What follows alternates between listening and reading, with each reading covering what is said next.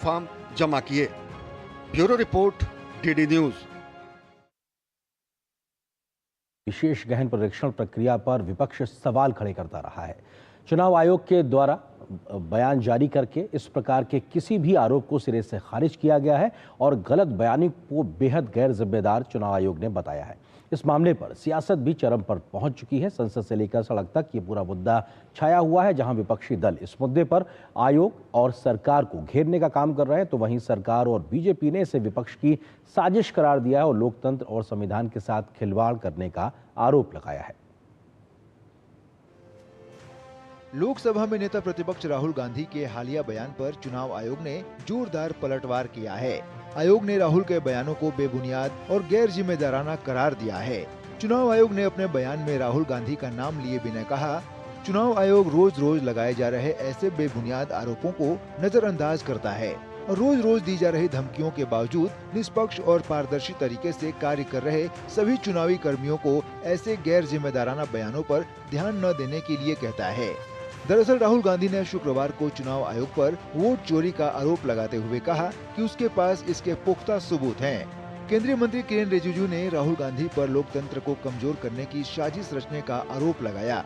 राहुल गांधी जिस तरीके से भारत विरोधी भाषा बोलते हैं, उसका विरोध ऑपोजिशन पार्टी भी कर रहे हैं। ऑपोजिशन पार्टी के कई सीनियर सदस्य ने भी कहा है कि भारत के इकोनॉमी, भारत का छवि को इस तरीके से दबा के कोई बात नहीं कर सकता। वहीं भाजपा ने राहुल गांधी के बयान को अमर्यादित और संविधान का अपमान बताया है। भाजपा का कहना है कि कांग्रेस अपनी हार का ठिकरा चुनाव आयोग पर फोड़ने का बहाना ढूंढ रही है। भाषा में ही अलोकतांत्रिक अमर्यादा है।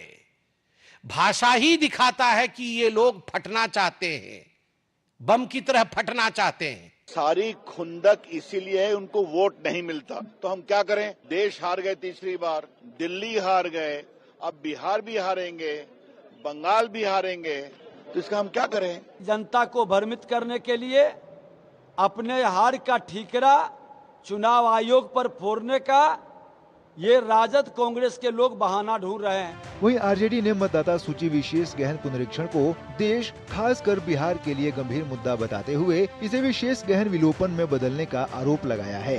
पार्टी का आरोप है कि सुप्रीम कोर्ट की सलाह के बावजूद चुनाव आयोग इस प्रक्रिया में आधार कार्ड को शामिल नहीं कर रहा है, जबकि शिवसेना यूबीटी को पूरी प्रक्रिया में ही गंभीर खामी नजर आती है। जिसका सैचुरेशन सबसे ज्यादा है, उसको अभी तक भी चुनाव आयोग मैं समझता हूं कि एकोमोडेट नहीं कर रहा है।